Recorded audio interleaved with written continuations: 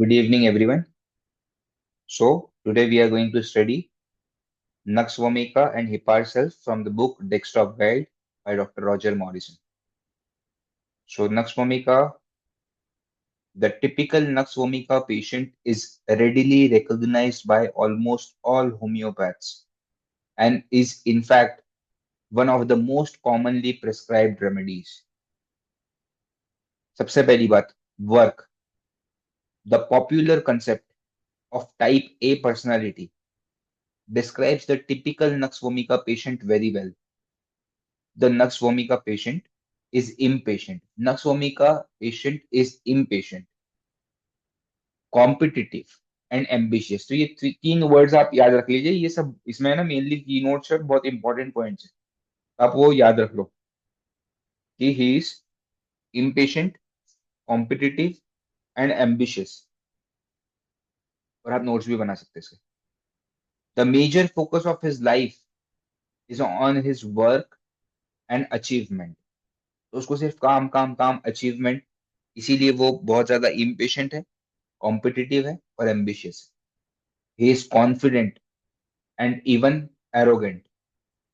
The patient is compulsive with his work and in all aspects of his life, even to the point of fastidious cleanliness and ordering of his house or office.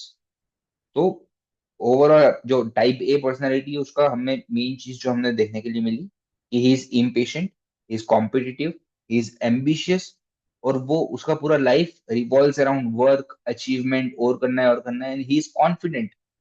Confident होता है, काम करता है अच्छे से और arrogance होता है इसके अंदर.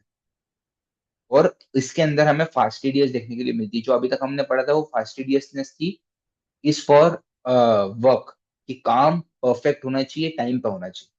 और यहाँ पे लिखा है the patient is compulsive with his work in all aspects of his life, even to the point of fastidious cleanliness and ordering of his house और ऑफिस. तो ये क्लीनलीनेस वाला फास्टिडियसनेस भी देखने के लिए मिल सकता है, but mainly it is concern, it is related to the work, कि वर्क में फास्टिडियसनेस, काम में बिल्कुल भी बारीकी इधर उधर चलेगी नहीं. Second thing, anger. People of such a focused nature often have strongly aggressive personalities, and this is very characteristic of Naxomika. So he is very aggressive, very angry. The patient can be irritable first only sporadically, but as he becomes more pathological, the irritability becomes more anger, then rage, then frank violence. In the usual case, however, the patient is irritable mainly from the impediments to his ambitions. तो काम के बीच में, ambition के बीच में कोई भी चीज आती है, काम बराबर नहीं होता, ये इंसान गुस्सा खाता है और जैसे जैसे इसकी पैथोलॉजी प्रोग्रेस होती है वो इरिटेबिलिटी, एंगर में, रेज में, वायलेंस में कन्वर्ट होते रहती है और उसकी इंटेंसिटी बढ़ती है. He becomes infuriated at the slowness and inefficiency of his co-workers, of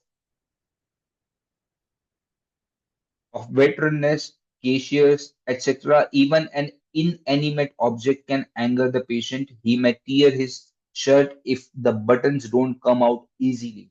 He breaks the phone if he gets a busy signal on an important call.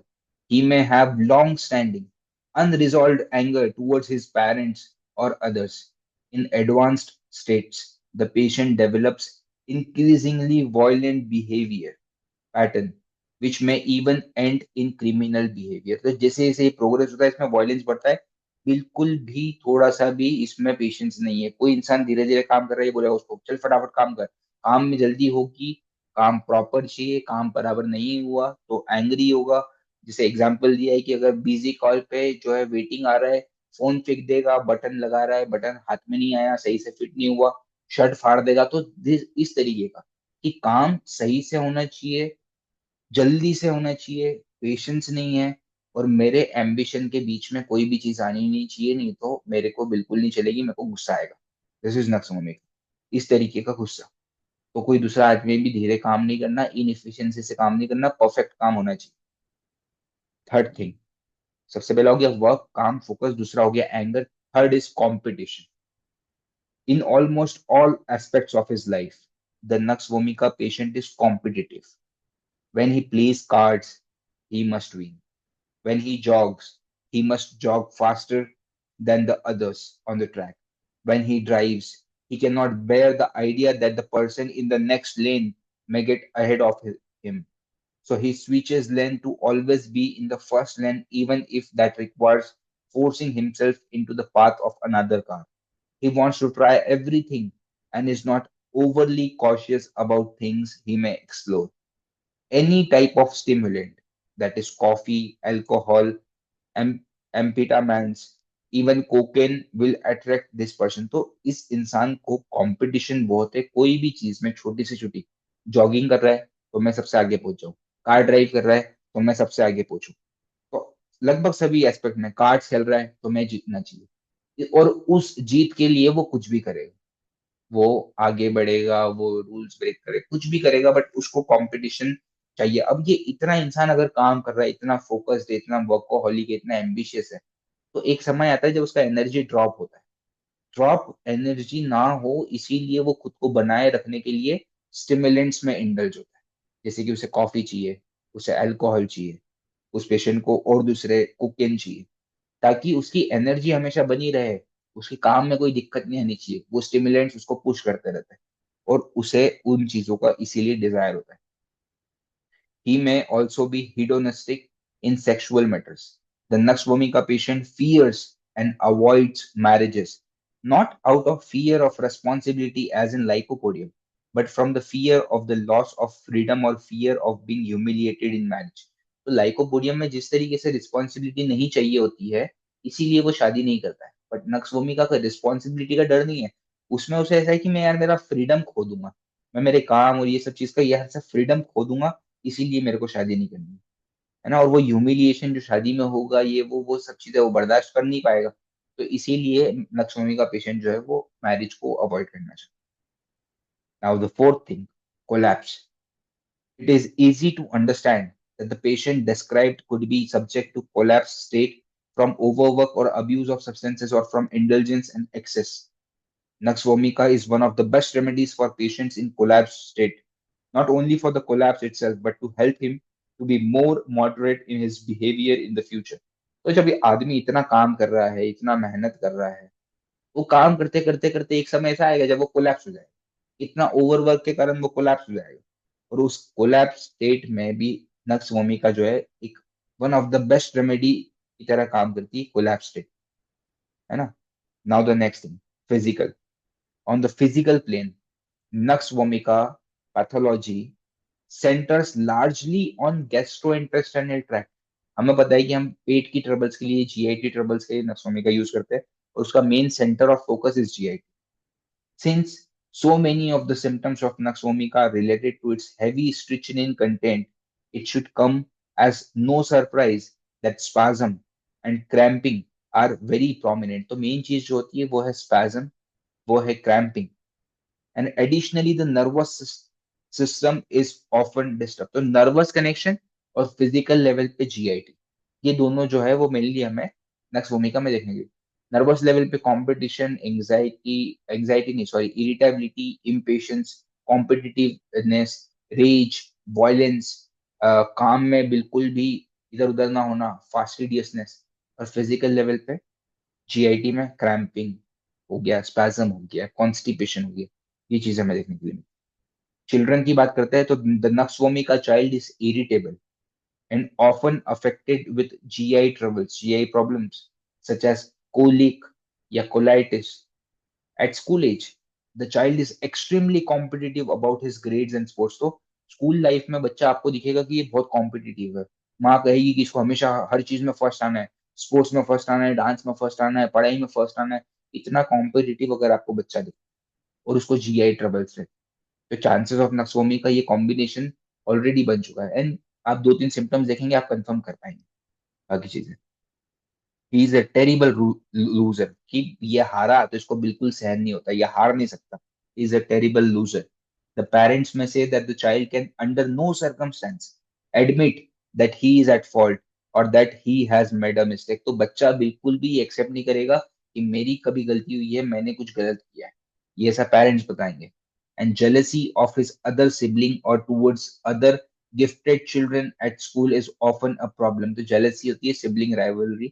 And in adolescence, the child may develop strongly bitter feelings towards his parents, especially same-sex parents. जैसे बेटा है तो वो पापा के लिए, बेटी है तो मम्मी के लिए. ये जब एडल्टहुड में जाएगा तो बच्चे में इस तरीके की जो है वो प्रॉब्लम या बिटर बिटर रिलेशन उनके पेरेंट्स के साथ डेवलप हो सकता है. And it can be astonishing to find how rudely this child can speak towards his parents in such cases. और वो बच्चा अपने पेरेंट्स से रूडली बात करता है. This children are very concern about fair play both towards themselves and other and can seem very idealistic. तो idealistic fair play होना चाहिए, इधर उधर गफला मत करो, जो है जैसा है वो सच होना चाहिए और सही चीज होनी चाहिए, आइडियल चीज होनी चाहिए. So they may seem very idealistic.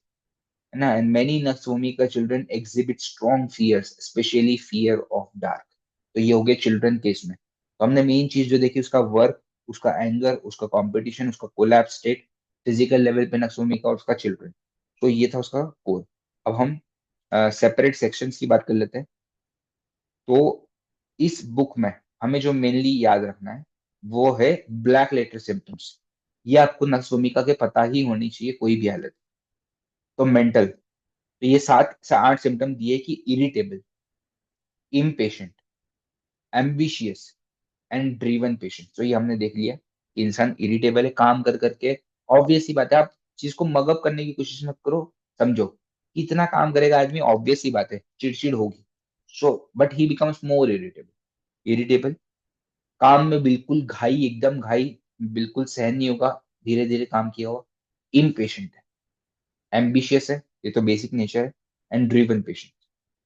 Second, easily offended, किसी ने कुछ बोला बहुत जल्दी से मन पे बुरा लग जाता, easily offended.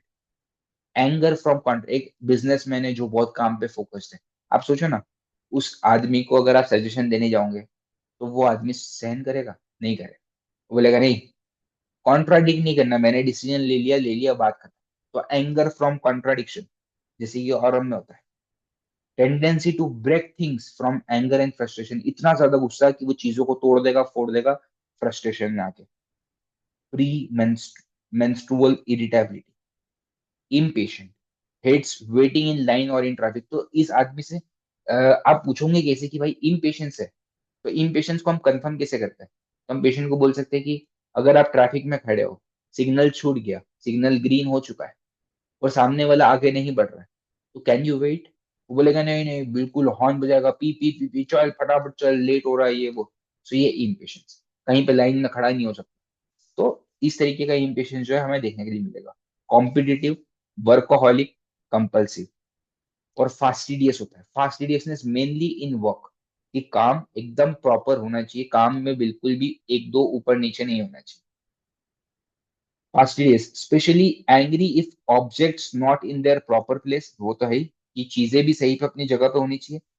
Fear marriage humiliation, fear of dark specially in children. Substance abuse alcoholism.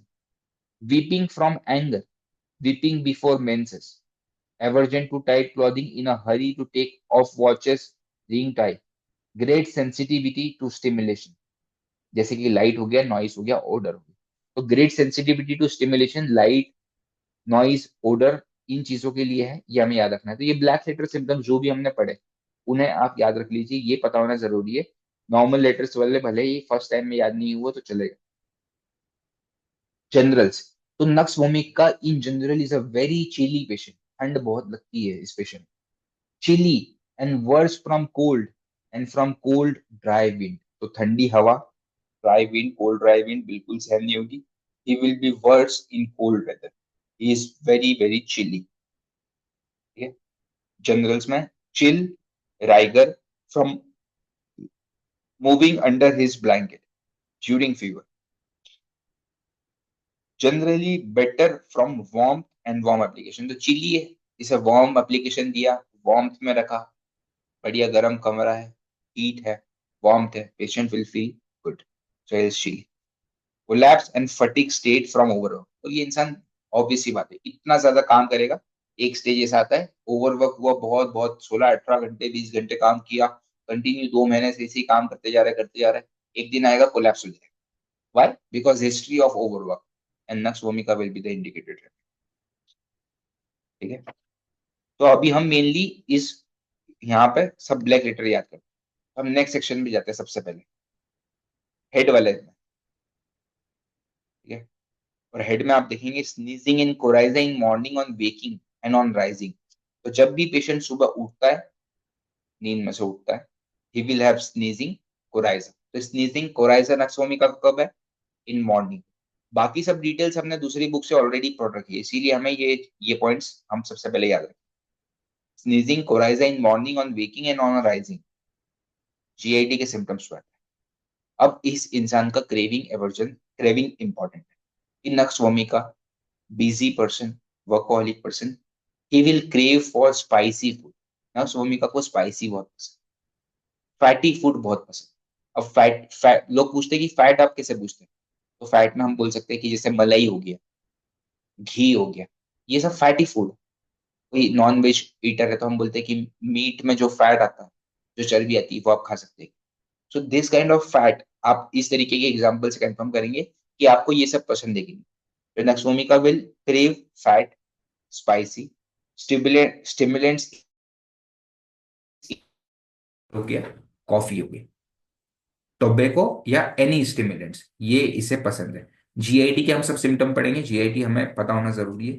Peptic ulcer in workaholic patient, gastritis from alcohol abuse, तो अल्कोहल अब्यूज कर करके गैस्ट्रिक ट्रबल हो गए। हिपेटाइटिस और अल्कोहलिक हर्निया, इंग्वाइनल हर्निया या umbilical hernia. Nausea and vomiting, worse anger, worse alcohol, worse menstrual colic और other abdominal pains, worse smoke. ये सब चीजें एग्रेवेट करती है। कौन? एंगर एग्रेवेट करता है, अल्कोहल एग्रेवेट करती है, स्मोक एग्रेवेट करता है। Nausea vomiting. Main black letter symptom stomach pains, worse anger, worse tight clothing, tight cloth पहनने से भी स्टमक प्रॉब्लम वर्स होती है। It is better by warmth, कुछ गर्म लगाया, गर्म सेक किया, it will be better. Warm application या वार्म ड्रिंक्स, ये सभी चीज स्टमक ट्रबल्स को एमिलिएट कर। क्रैम्पिंग और शार्प पेन इन एब्डोमेन, तो ये तो इन जनरल फीचर है कि क्रैम्प्स आते हैं एब्डोमेन में वर्स आफ्टर ईटिंग, खाना खाने के बाद में क्रैम्प वर्स हो जाते हैं। वर्स फ्रॉम कोल्ड, जैसे हमने देखा वार्म ड्रिंक पीने से अच्छा लगता है, वैसे ही कोल्ड ड्रिंक पीने से कोल्ड से एग्रेवेट हो जाता है। Better warm drinks, better by stool. Infants with colic and angry arching of the back, तो इन्फेंट्स में भी कोलिक और उसका पूरा इन्फेंट का पिक्चर हमने देखा। मेन जो हमने पता है रेक्टम कॉन्स्टिपेशन, नक्स vomica को हम कॉन्स्टिपेशन के लिए जानते हैं। तो रेक्टम का इंपॉर्टेंट फीचर है constipation with constant ineffectual urging for stool. Small amounts are passed which temporarily relieve the urging only to return moments later। तो मेन जो चीज है ये कॉन्स्टिपेशन की हमें पता होना चाहिए। नक्स vomica में पेशेंट फ्रेश होने के लिए जाता है, इच्छा हुई, ये पूछना चाहिए पेशेंट से जब भी आता है कॉन्स्टिपेशन का। सबसे पहली बात कि आपको अर्ज आती है या अर्ज नहीं आती। दो कैटेगरी होती है, एक बोलेगा मेरे को अर्ज आती है, एक कहेगा मेरे को अर्ज नहीं आती। अर्ज नहीं आने वाली कैटेगरी क्या हो गई? ओपीएम हो गया, इल्यूमिना हो गया, इस तरीके की। ये इच्छा ही नहीं, तीन तीन चार चार दिन तक नो अर्ज नो प्रेशर। अब अर्ज आ रही है, तो अर्ज कैसे आ रही है? इनइफेक्चुअल, कि हाँ अर्ज आई, अब गया तो पास नहीं हुआ, स्टूल पास नहीं हुआ। फिर थोड़ा सा पास हुआ, थोड़ी देर रिलीफ मिला, वापस आया, फिर 3-4 घंटे बाद फिर से इनइफेक्चुअल, मतलब फिर से अर्जिंग। इनइफेक्चुअल मतलब गया पास करा बट हुआ ही नहीं। तो ये इनइफेक्चुअल अर्जिंग नक्स vomica में कंटिन्यू चलते रहता है। इच्छा हुई, गया, पास नहीं हुआ, वापस आया, वापस इच्छा हुई, वापस गया, वापस पास नहीं हुआ। So this ineffectual urging for stool is important for the nux vomica constipation। हमें ये कंफर्म करना जरूरी है। Constipation in children with hard painful stool, the child fears going to school। Diarrhea alternating with constipation, constant urging for stool but passes small amount, जाता है, इच्छा होती है but passes small amount of stool। Diarrhea worse from cold, worse from alcohol, urging for stool during urination। Hemorrhoids, pain better warm, better after stool। Urogenital का important feature जो है वो है cystitis with constant urging for small amounts better from heat और vomiting. तो same तरीके से इनइफेक्चुअल urging for stool जैसे था, उसी तरीके से इनइफेक्चुअल अर्जिंग फॉर यूरिनेशन। अर्ज आया गया, थोड़ा यूरिन पास किया वापस, फिर अर्ज आया, फिर थोड़ा यूरिन, फिर वापस, ये चलते रहता है कांस्टेंट। इस cystitis constant urging for small amounts which is better from heat from warm bathing, ये important feature. Sexual drive nux vomica की हाई रहती है ना। ठीक है। अब इसका नेक्स्ट जो है वो मस्क्यूलोस्केलेटल सिस्टम देखिए।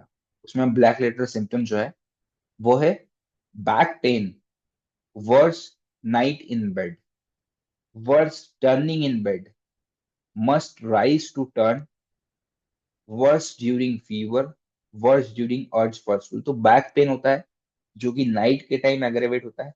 पेशेंट टर्न नहीं कर सकता है, बेड में जब घूमता है टर्न करता है, एग्रेवेट होता है, तो वो क्या करता है, उठ के बैठता है, फिर उसके बाद में टर्न होता है। डायरेक्ट बेड में टर्न होगा तो बैक पेन एग्रेवेट होता है। स्लीप, इनसोम्निया होता है इसमें। अब आप इमेजिन करो एक नक्सोमी का मतलब एक क्या बोलते हैं, वर्कोहलिक बंदा, दिन भर दिमाग में काम काम काम काम, उसको नींद कैसे आएगी? और साथ ही में उसने इतने सारे स्टिमुलेंट्स दिए, इतना कॉफी पिया, अल्कोहल पिया, ये वो, कहाँ से नींद आएगी?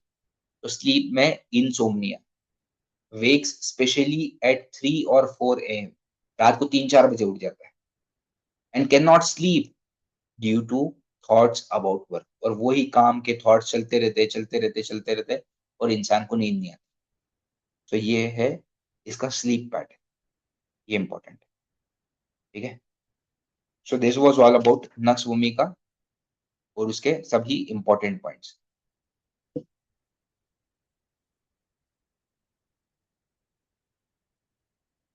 तो देखिए लास्ट में इसके पीछे लिखा हुआ है कंपैरिजन, वो एक बार हम पढ़ लेते हैं कि कंपैरिजन विथ मेडो। बिकॉज मेडो में क्या होता है, एक्सट्रीम ऑफ बिहेवियर होता है, वो भी वर्कोहलिक होता है, इरिटेबल होता है, एलर्जी होती है, पेप्टिक अल्सर होते हैं, क्रेविंग फॉर फैट होता है, alcohol, spicy, urinary symptom etcetera, इसीलिए मेडोरिनम भी आता है। लीलियम टिक कैसे है? लीलियम टिक में भी इरिटेबिलिटी बहुत है, डिस्मेनोरिया है, इनइफेक्चुअल अर्चिंग है, तो इसीलिए लीलियम टिक कंपेयर होता है। कैमोमिला में कैसा है? कैमोमिला इज एंग्री, वो भी एंग्री इतना ही गुस्सा होता है, ओवर सेंसिटिव टू स्टिमुलेशन, और उसमें भी पेट दर्द होता है, कोली की पेन होता है। सेपिया से कंपेयर करते हैं, sepia is irritable, thin, sensitive to noise, premenstrual syndrome, constipation, abuse of drug, cystitis. Sulphur से कंपेयर करते हैं, sulphur is also ambitious, he is arrogant, craving for fat, craving for alcohol. Sulphur में भी haemorrhoids होते हैं, sulphur में colitis होता है, इंसोम्निया। ऑरम से कंपेयर करते हैं, aurum is also workaholic, haughty patient, irritable, insomnia होता है उसमें, और क्रेविंग फॉर अल्कोहल होता है। कैलकेरिया से कंपेयर करते हैं, calcarea work, break down from overwork, calcarea जल्दी से बहुत ज्यादा एग्जॉशन करा, ब्रेक डाउन हो जाएगा। Chilly, constipation. इग्निशिया में, ignatia is easily offended, ambitious, cramp and spasm. Ignatia में भी रेक्टल पैथोलॉजी होती है और बैक पेन होती है। ठीक है। सो ये सब रेमेडीज से हमने इसे compare. So now let's start with Hipparcell from the same book, Desktop Guide. Hippar. The Hippar personality is characterized by a sense of vulnerability on all levels, mental, emotional, and physical. Hippar is exquisitely sensitive to all types of pain and often seems to complain greatly out of proportion to his illness or injury. The main चीज, he is very vulnerable. सभी चीज के लिए बहुत vulnerable है, छोटी छोटी चीजों के लिए, mental, emotional, physical, and he is very very sensitive to pain. मैंने लास्ट टाइम एक केस भी बताया था ये पार्सल्स का। तो थोड़ा भी पेन हमें लग सकता है कि यार ये एकदम मामूली पेन है, but hepar sulph it will be very intense, वो बिल्कुल सहन नहीं कर सकते। Hepar is exclusively sensitive to all type of pain and often seem to complain greatly out of proportion to his illness or injury. The patient often seems to have no barriers to outside forces. The desire for protection which the Hipar patient feels may lead him to limit his activity even to the point of agoraphobia, agoraphobia का मतलब होता है, तो agoraphobia is fear of being in public places where there are lot of people. तो because main चीज hepar self is very highly sensitive, है ना। तो उसे ऐसा फील होता है कि यार बाहर की चीज और मेरे में कोई बैरियर ही नहीं है, बहुत ही इजीली मेरे को बहुत सारी चीजें अफेक्ट कर रही है। तो अब इंसान को डर लगने लगता है कि यार मैं क्राउड में जाऊंगा, मैं पीपल में जाऊंगा, बहुत ज्यादा ज्यादा लोग हैं, तो मैं इजीली सेंसिटिव हूँ, मैं कुछ तो मेरे को गड़बड़ तो नहीं हो जाएगी। तो इतना सेंसिटिविटी करते करते करते वो क्या करता है, उसमें ये फियर डेवलप, ठीक है। तो हिपार patient, the desire for protection which the Hipar patient feels may lead him to limit to his activity even to the point of agoraphobia. The patient may go to great length to ensure his security, such as marrying into a wealthy family rather than waiting for someone he loves. In fact, even the pain of others may affect the patient strongly. इतना sensitivity कि दूसरे का pen भी उसको बर्दाश्त नहीं होगा। Even hearing of an accident मैं सेंट शीवर्स थ्रू द बॉडी और इवन वॉमिटिंग, तो दूसरे का कुछ कुछ सुना, एक्सीडेंट का सुना, इसके अंदर वॉमिटिंग शुरू हो गई, इसके अंदर शिवरिंग शुरू। इतना hyper sensitivity is hepar. when the patient feels that his security is threatened, he may react with anger or even rages। तो उसकी जो सिक्योरिटी है वो बनाई रखनी चाहिए, वो कायम होनी चाहिए। अगर उसे लगा कि यहाँ पे जो है मेरी सिक्योरिटी खराब हो रही है, उस पे कोई थ्रेट है, तो उसको गुस्सा आएगा, रेज आएगा। वायलेंट एंगर होता है ये पार्ट में, भयंकर वाला। he has strong violent impulses but also suicidal impulses। तो violent impulses के साथ में suicidal impulses भी इसमें देखने के लिए मिलते हैं। हिपार चिल्ड्रन में also be irritable and abusive। तो मेन चीज जो है हिपार सेल्फ की इस सेंसिटिविटी, हाइपर सेंसिटिविटी, दूसरों का दर्द भी इसे अफेक्ट करेगा, कोल्ड ये वो चीजें बहुत ज्यादा अफेक्ट करेगी। वो समझ लेता है, उसको समझ जाता है कि मैं बहुत सेंसिटिव हूँ, तो वो सोचता है कि यार मैं पब्लिक में नहीं जाता हूँ, मैं क्राउड में नहीं जाता हूँ, क्योंकि मैं बहुत सेंसिटिव हूँ ना, मैं अफेक्ट हो जाऊंगा। तो एगोराफोबिया इसमें डेवलप हो जाता है और उसकी सिक्योरिटी वो बनाए रखना चाहता है, वो थ्रेटन नहीं होनी चाहिए, ठीक है। So physically the hepar constitution is also vulnerable. Physically बात कर रहे हैं, infection comes easily into the patient both systematically in all forms of fever or even sepsis and locally with abscess formation and suppuration। तो हमें पता है pus formation, abscess formation इसमें usually देखने के लिए मिलता है, बहुत जल्दी जल्दी बीमार हो जाता है, फीवर देखने के लिए मिलता है, सेप्सिस देखने के लिए मिलता है। And furthermore the patient is vulnerable to any external force.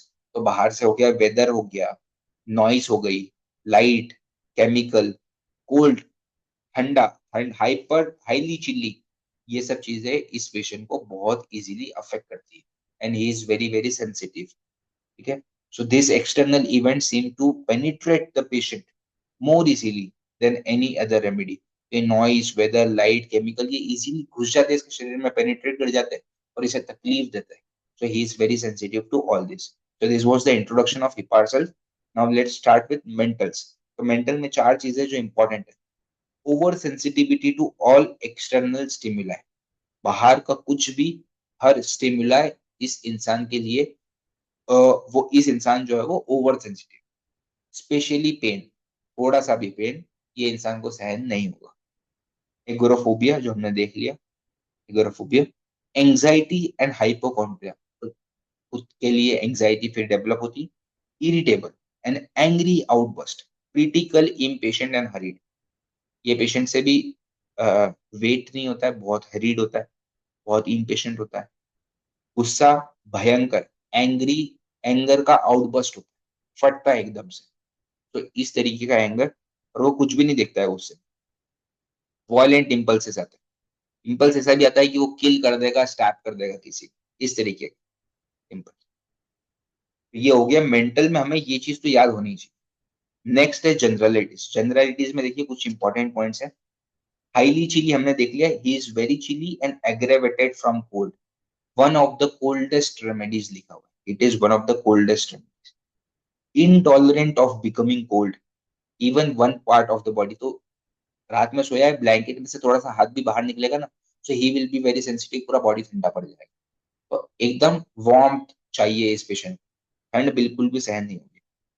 Generally worse uncovering a hand और फुट, मैंने वो जो बोला वो इसमें नीचे लिखा हुआ है कि हाथ या पाव भी अनकवर कर दिया तो इस पेशेंट को सहन नहीं होगा।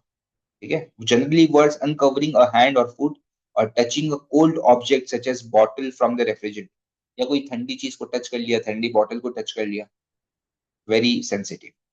इनटॉलरेंट टू ड्राफ्ट, ठंडी हवा का झोंका आता है वो सहन नहीं होता है। Intolerant draft and specially the cold dry winds. Offensive odour from discharge, perspiration, specially sour odour and old cheese odour. तो इसके शरीर में से गंदी स्मेल आती है, सार स्मेल आती है, खट्टी स्मेल आती है, ही पार्सल ना, offensive odour. And swelling and induration, ये तो हमें पता है, बेसिक चीज जो हम पार्सल नहीं जानते, बहुत स्वेलिंग्स होती है, इंड्यूरेशन ऑफ ग्लैंड होते हैं, सर्वाइकल ग्लैंड, इंग्वाइनल ग्लैंड, सप्यूरेशन देखने के लिए मिलता है, सेप्सिस देखने के लिए मिलता है। सो ये जनरल पैथोलॉजी है इसका। Stitching and splinter like pain, चुभने जैसा पेन, कोई छोटा सा टुकड़ा कांच का टुकड़ा आके लग जाता है, उस तरीके का स्प्लिंटर लाइक पेन। और stitching pain like nitric acid, argentum nitricum and silicium. ठीक है। Intense sensitivity to pain, complains intensely, हमने ऑलरेडी देख लिया। हेड सिम्टम जो इसके इंपॉर्टेंट है वो तीन चीजें हैं। Head is sensitive to uncovering, तो सिर जो है वो ढक के सोएगा, सिर अनकवर नहीं कर सकता, अनकवर करना इज वेरी क्या बोलते हैं, एग्रेवेटिंग टू इट। तो head is sensitive to uncovering, ear pain हो जाएगा और हेडेक हो जाएगा। तो आपको दिखेगा हिपार्सल वो कवर करके रखेगा। Severely painful otitis media, child wakes at night shrieking and cannot be confronted। तो रात में बहुत ज्यादा दर्द होने लगेगा, ओटाइटिस मीडिया ईयर इन्फेक्शन का, और पेशेंट रात में उठ के चिल्लाने लगेगा बच्चा, और उसे शांत कर पाना is very difficult, like chamomilla, belladonna, lachesis. Next is ear exquisitely sensitive to wind और ओपन एयर। तो हम देखते हैं ना, जैसे कैलकेरिया फॉस में ड्राफ्ट ऑफ एयर जो है वो बैक ऑफ द नेक को स्टिफनेस कर देती है, तो इसमें जो है वो ईयर्स बहुत ज्यादा सेंसिटिव है towards the draft of air, है ना, विंड या ओपन।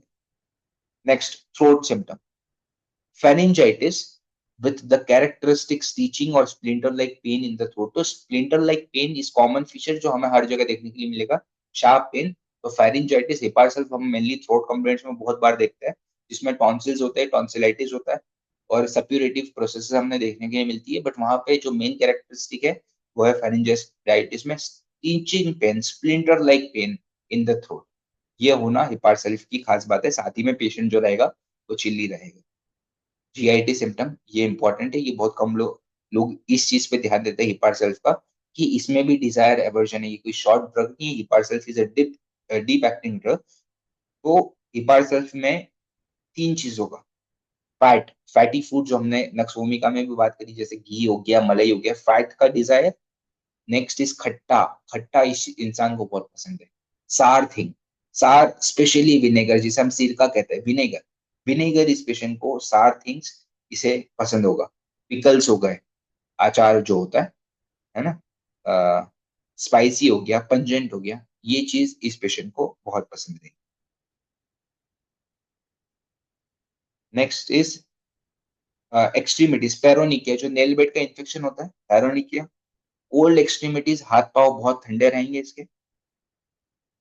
ओके, और हम अब इसका लास्ट का कंपैरिजन देख लेते हैं, बाकी सब चीजें जो है वो तो कॉमन सिम्टम्स है इसके। कंपैरिजन विद सिलिशिया, सिलिशिया से क्यों कंपेयर करते हैं, क्योंकि सिलिशिया भी चीली है, सिलिशिया में भी अनकवरिंग से एग्रेवेट होता है, उसमें भी एब्सेस है, सप्यूरेशन है, स्प्लिंटर लाइक पेन है, ओटाइटिस मीडिया है, टॉन्सिलाइटिस है, फेलॉन्स है, एडिनोपैथी है, कोल्ड क्लैमी फीट है, ऑफेंसिव पर्सपिरेशन है। तो silicea comes very close to hepar sulph, but silicea में हमको इतना एंगर देखने के लिए मिलेगा नहीं जितना हिपार्सल्स में है। रेज होता है उसमें, बहुत गुस्सा होता है। आर्सेनिक, आर्सेनिक से कंपेयर करते हैं, आर्सेनिक में भी एगोराफोबिया होता है, पब्लिक में जाने का डर होता है, इरिटेबिलिटी होती है, एंग्जाइटी होती है। आर्सेनिक भी चिली है, आर्सेनिक में भी कोल्ड से वर्स होता है, आर्सेनिक में भी क्रेविंग फॉर फैट है, एंड सार फूड, खट्टा फूड है। ऑफेंसिव ओडर्स आर्सेनिक में भी होती है, इसीलिए आर्सेनिक से भी क्लोज है। आर्सेनिक का मेन फीचर होता है एंग्जाइटी एंड रेस्टलेसनेस, जो हमें यहाँ पर नहीं दिखे। It will be more angry ना। नेक्स्ट, बहुत सारी रेमेडीज है, जैसे calcarea sulph, psorinum, graphites, nitric acid, nux vomica, mezereum, merc, rheum, इन्हें हमें कंपेयर करना चाहिए। स्किन में एब्सेसेस होते हैं, जो कि बहुत पेनफुल होते हैं। स्किन जो है वो बहुत धीरे धीरे हील होती है, और सप्यूरेट्स इजीली, बहुत जल्दी जल्दी पस फॉर्म होता है ये पार्सल। Cracking skin, eczema, skin ulcer, warts. ये हो गया स्किन के फीचर्स।